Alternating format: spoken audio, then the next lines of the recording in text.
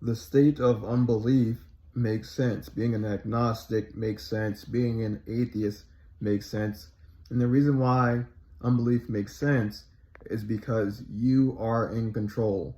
You don't have to, the best way to put it is you don't have to subject yourself or take a leap of faith on what could possibly be a delusion or what could possibly be lunacy, right?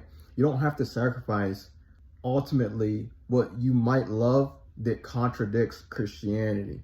Okay? So this is why unbelief makes sense. Unbelief makes sense because you ultimately are in control. You ultimately are playing God. This is why agnosticism it makes sense. This is why atheism makes sense. I've been an atheist longer than I've been a Christian, so I understand the way atheists and agnostics think.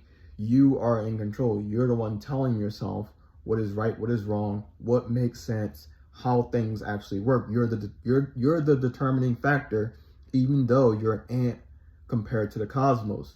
And that doesn't, if you really think about it, that doesn't make sense to be the God of your life if you're that insignificant to the cosmos. We have more arrogance than we think. We're more arrogant than we think we are. And a lot of people think they're humble when they're not. And this is why a lot of people don't find God.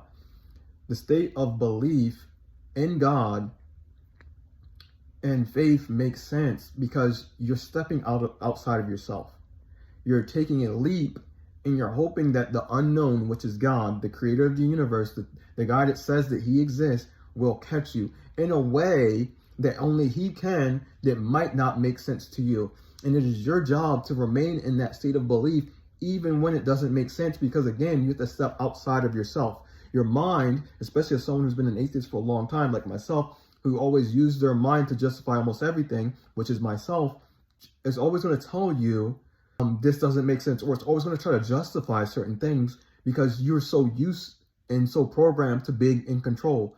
But this is why the Bible says you have to be born again and you have to die, because you have to let go of that part of yourself that's always trying to control everything and let God come in a way, again, that doesn't ultimately make sense. It seems like a delusion and it seems like lunacy, but it only seems like that is because you're so used to having so much control.